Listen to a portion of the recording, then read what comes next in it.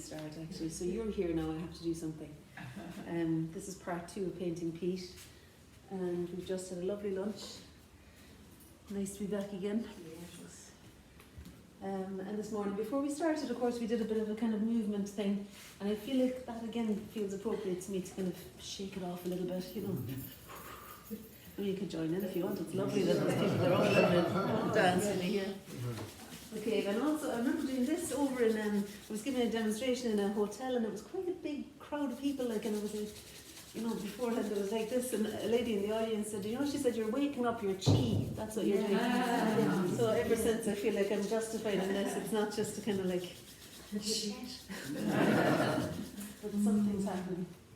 Yeah, anyway, so here we are now.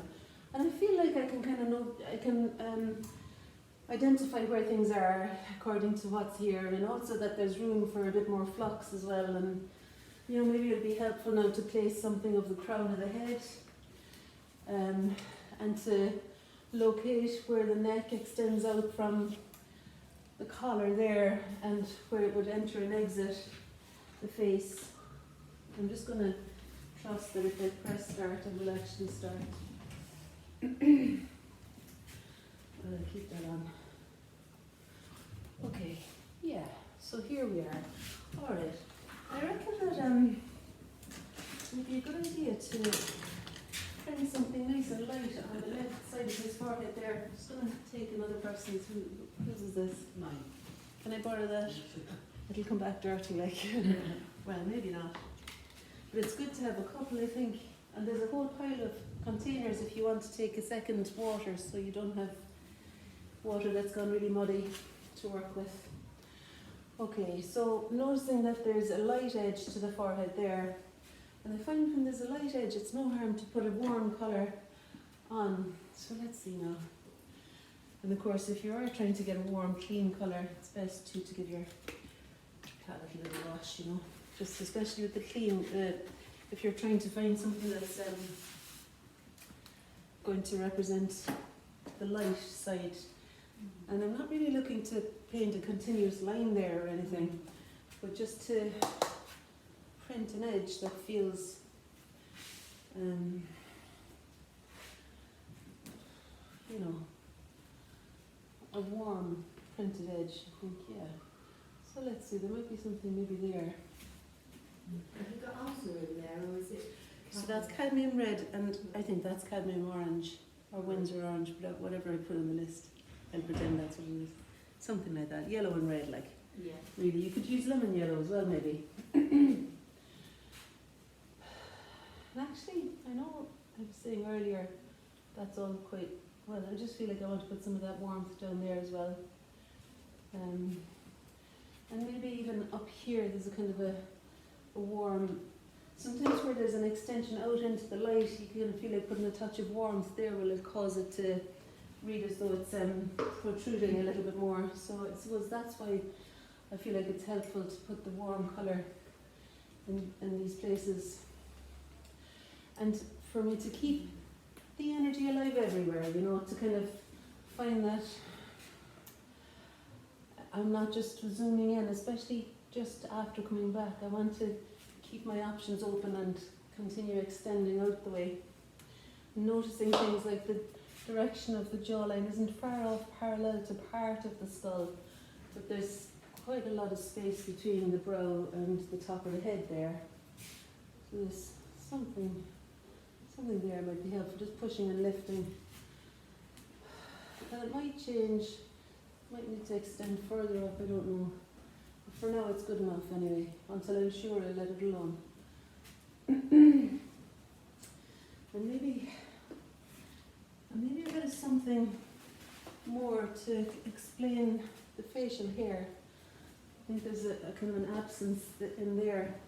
And also I was going to do, well, I'm saying I usually end up doing an eye at this point, you know, so maybe I'll bring that eye up into a bit more detail there as well. Okay. What was I going to do? Yeah, the beard. Okay, so let's see now. Maybe this cerulean blue. Oh, maybe I had a bit of dirt in my brush. I'll just clean that out a little bit because I feel like in a similar way to yesterday, you know how we made the white of the eye cerulean blue in order that it had a different colour to the skin around it.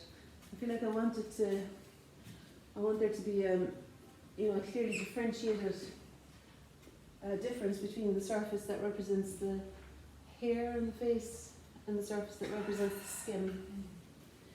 And somehow I think the cerulean blue is a good colour for the kind of silver hair that's catching the light. Here we are. And then there's a bend. And I'm just noticing where that sits in relation, say, to the eye above it. I mean, it's all very fluid now. I could do with landing that with a bit more clarity. I think if you go to the trouble of locating something, you know, be kind to yourself and lay it down clearly. It's like it's quite an effort, isn't it, to steady yourself to really see, okay, what's actually happening there now. So I'm just going to dry that off a little bit, give myself a chance when it's dry enough to lay on that colourful mark again, but not now because it's still a little bit too wet. So I just go over here and find something of the curve of the moustache as it leads up and in. I think that's even enough just for now, and I'll go somewhere else in the same way as putting the 3 marks down for the warmth.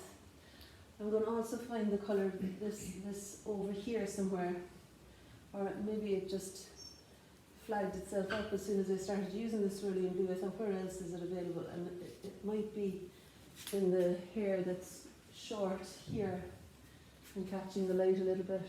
You know, when I half close my eyes, it feels like that's similar enough in colour to what's going on down here.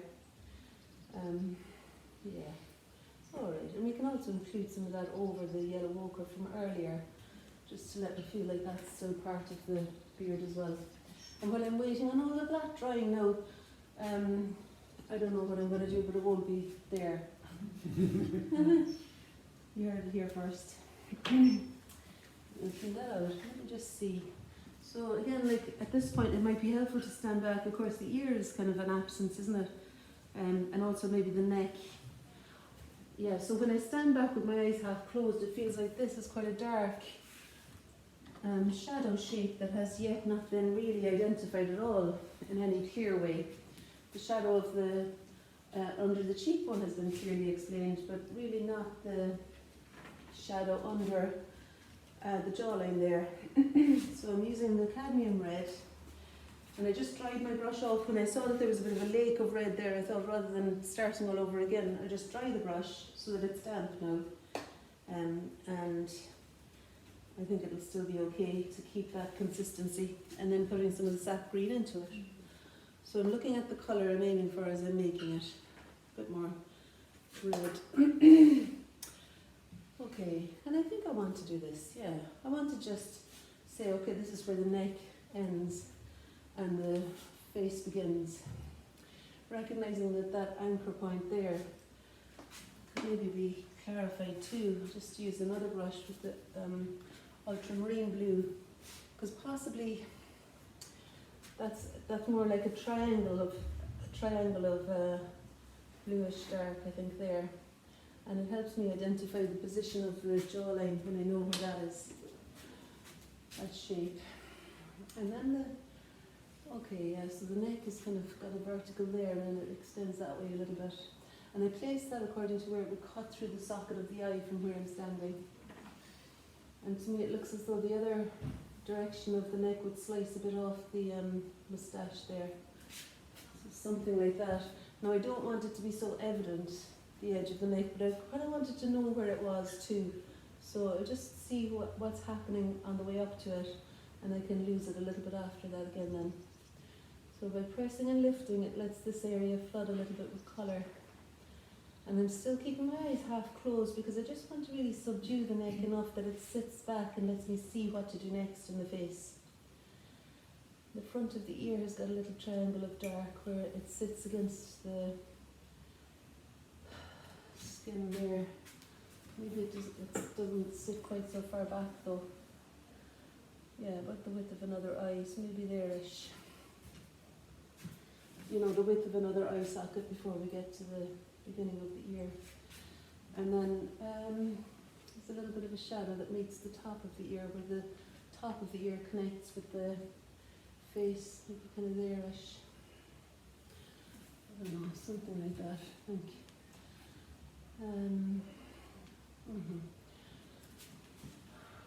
Alright, gosh, I'm thinking about the ear, I might as well put the basic thing in. And I mustn't forget about the eye either.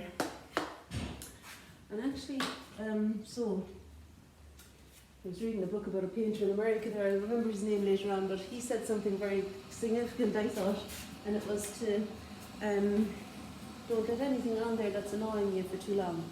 So if something's irritating to you, sort it out.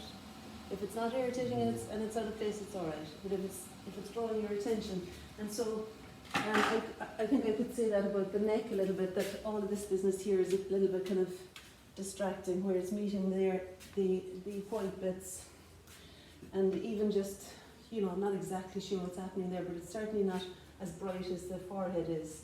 So I just want to subdue all of that area a little bit, in order that maybe I can more clearly see what to do next in the face. And I think there's something about the chest extending forwards. So I'm using the, what is it? Cadmium orange and some of the alizarin crimson together to make a colour to represent a little bit. Just there's something light there that says the body is coming forward into the light. Of course, it's all fierce white, so I think I liked that colour being in there, so I'm drying it off so that I can scoop up that bright colour and lay it on without it falling away so very much. It'll stay there a little bit anyway. It might be a good colour for just something, I know it's not quite the warmth of the ear, but it locates it somehow anyway. You keep dancing around here for a while and do nothing in the eye, really, it's a significant thing to build up the eye, isn't it? So maybe I'll just do that. Sometimes I find if you put the eye in, everything else kind of makes sense enough. Like there's a few dark touches that might come in elsewhere, but sometimes just rising to the challenge of locating the eye means that your job is finished almost. So the working up and working up and working up has to stop at some point. You have to kind of say, right, time now to enter into this area. Okay, so I've got a fairly dark colour that I made by mixing the Van Dyke brown with the ultramarine blue there into a consistency that feels a bit like Indian ink. Okay. And actually, I know I said I'd do the eye, but I see that that dark comes up to meet the neck, the dark of the jacket beyond there. And I don't want there to be a hard edge really on the outside, but just to help define the position of the neck. So just let it kind of run hopefully in the general direction of the jacket there.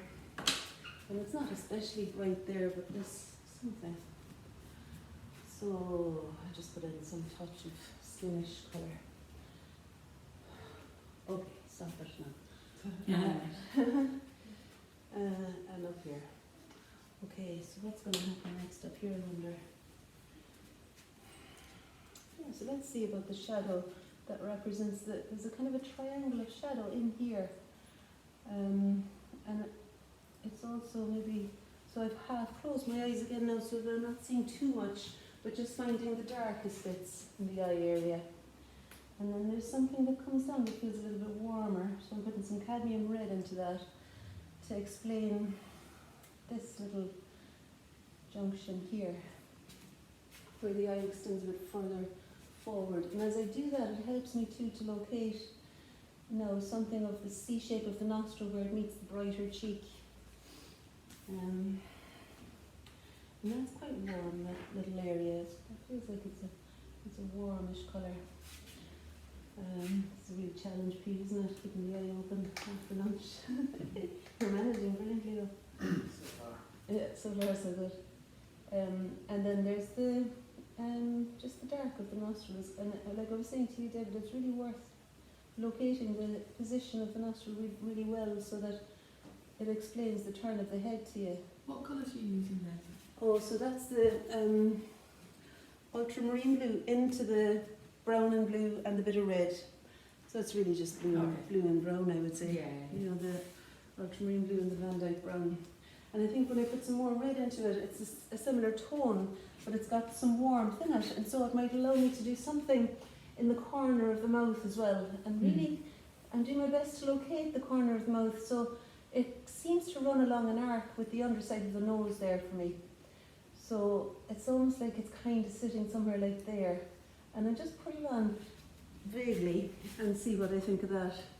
And it feels okay, you know. I think it's not a bad position, but I don't want to set it in stone just yet. So just see if it will run alongside that direction maybe. And I could bring some of that same warmth up into the socket of the eye, and actually some of the darker blue could be anchoring down the bottom of the beard again. That dark colour there I think is helpful. And there's a little dark bit at the front of the ear. So the whole kind of Cézanne thing of my painting, holding hands and coming up together. That's, you know, to remember that as well. Also remembering, I did say I would do an eye demonstration, didn't I? Mm-hmm. So the holding hands business doesn't apply here really. Although Beckett, I'm doing it anyway. Alright, so there's a little bit of an eye. Now Mary, you've got a similar thing on the other side where the eye is only barely really visible across the nose. And you can get away with very little on the eye on that side, I reckon. Just some little indication of a triangle of dark or something, and it almost reads as enough if there are similar colours over on this side and it's running along the roughly the same direction. Yeah, and actually I really love this kind of fencing with the easel almost. I would recommend that you try and do that in between almost every move, so that you keep yourself lively and take the heat off. Because it's quite a hard job being up here, feeling the pressure and that fucking thing. You know, so you want to be back here more looking at this and open to both, and see how can each be influenced, how can this be influenced by what's happening here. I think the warm red now, feeling a little bit more bold now around my talk. And I reckon that I could put in something more of the mouth there. Somehow. You want to harness any sort of courage you have. Notice when you feel courageous, like, and then make your mark. Because confidence is 99% of the whole carry on, I think. No, maybe that little bit of dark there would be good too. Just let us know that there's skin and then there's something that isn't skin around it. Okay, we're back up to the eye now. So if the alarm is going to go off any second now and I'll be off the hook. 4 minutes. I think I could do an eye now and that. It's no harm. Like you yesterday, Linda, whole face in 5 minutes. Yeah. Remember that, and did you enjoy that? Yeah, I know. Okay, so maybe locating the position of the iris is the thing to do on this side now. Maybe try that next. But I'm looking at that nose and I just have to put some warmth into it. I feel like I want to just let it be kind of create fleshing it out a bit more. Some kind of landing of a bit of cadmium into it. Something like that, I don't know. Yeah, just a bit of something. Because I think where dark changes to light, often it warms up a little bit. And it can be a good place to drop in a bit of warmth, cadmium red. Okay, so the ultramarine blue. Maybe I'll mix it with the Van Dyke brown a little bit, just so that it's got a slightly deeper tone. Now I'm looking at the upper lid, where the upper lid meets the iris. And if I were to continue the line of the upper lid where it meets the iris and cross over to the other iris, there's something about the relationship between the two of them that I think would be helpful. So some sort of an arc, but the iris here sits back. And I want you to notice too the distance here, the amount of skin that there is. I think we're safe enough. And then to consider too where down the face and where along the bend of the eyebrow is the iris located. So it sits back quite significantly from the nose, and it's beyond to the corner of the mouth. And it maybe sits above this side of that triangle of dark. So let me just place something and stand back and see, do I get away with it? Needs to be a little bit more brown, I think. I'm starting to find it anyway. I like using the 1/4 inch brush because that feels like a fairly good size to describe the shape of the iris and the size of it. It's slightly higher, the iris on this side, than it is on the other side. Okay, I know the quickest way to shorten that iris shape is just to give a bit of, an edge of the paper towel and maybe just print off a little bit there. No, it's not too bad though. Yeah, it's alright, like. And I'd say if I put a bit of, remember like yesterday I was saying how you can use colour to differentiate parts from each other in the area of the eye. So I put a little bit of cadmium red into that colour that I was using in the eye in order to just place something of the inner corner, which sits a little bit, well, it's not quite lower than the iris, but it's closer to the bottom of the iris than it is to the top. And I think that same colour could possibly be used out here. It's not quite as dark, but while I see the shape, I'm going to put it in, and I can always make it cooler or darker or whatever later. I'm panicking now because I feel like the alarm's going to go off in a second. Yeah. Mind you, I'm in charge, aren't I? No, I've another little bit more to do. Yeah, my part. Well, you've paid for the party too, haven't you? So I better let you have some breathing space. Anyway, okay, so remember we were talking, David, about the light on the eye. The light sitting on the eyelid. Do you remember that? Yeah. So I'm going to try and excavate that as though it was like a rubber and charcoal. I don't know what colour is on here now, whether it'll stain or if I can lift it, but I'm able to lift a bit. I'm able to lift a bit off. And even any little bit that you can lift off will allow you to recognise it as light, and then placing something dark beside it. There we are. Could I do another minute, Pete? Yeah. Is that alright? Go for it. I'll actually time myself now. When I say a minute, sometimes it goes on and on. So, oh geez, sorry. To tell the truth, I'm putting it on for 2 minutes. So To can be I able think to do a that, yeah. lightning ear too. Sorry? To do a lightning ear as well. Oh gosh, I don't know. There's a step-by-step ear in that magazine there actually. Really? Yeah, but I see maybe we'll do something in the ear, but God help Pete. Like. So 2 minutes, Pete. Well, 1 minute 44 seconds to be honest. That's what I put it on for. 44 is my lucky number. Alright, so I kind of dried that off a little bit. And I think if I, in the same way as the light, the warm light helped over here, I'm using the cadmium red to kind of place, I'll just try and place a little bit of the wrinkle of the eyelid with a warm colour. And in here now, it doesn't need to be warm, but it could explain, there's a little triangle above, so it's kind of like a triangle of shadow that's just got something, there's some detail there that's got a triangle or dark shape to it. And there is a linking line, but I don't know if that's going to help me, so I'll not bother putting in the line that links the two shapes together. And just like yesterday, I want to explain something of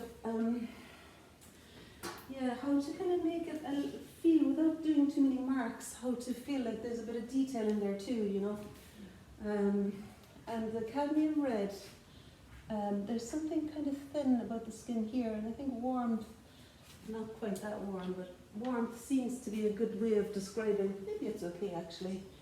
I'll leave it alone for a minute. Warmth is a good way of describing the thin skin. Like it's transparent almost, Okay, and I'm putting some ultramarine blue and Van Dyke brown together to re-establish the line of the upper lid.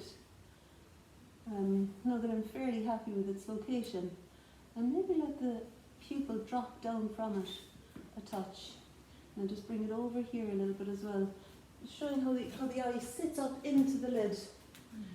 And we could do something equally dark on that side. And please, you better get up and do a jig now, or I'll keep painting. But you know the way you can just finally re-establish those points that you slavishly discovered on your journey. So punch those in. Thanks, Pete. Okay. And thanks for watching.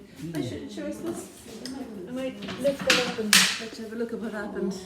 Just do my best there with that eye. Okay, so thanks for watching. Just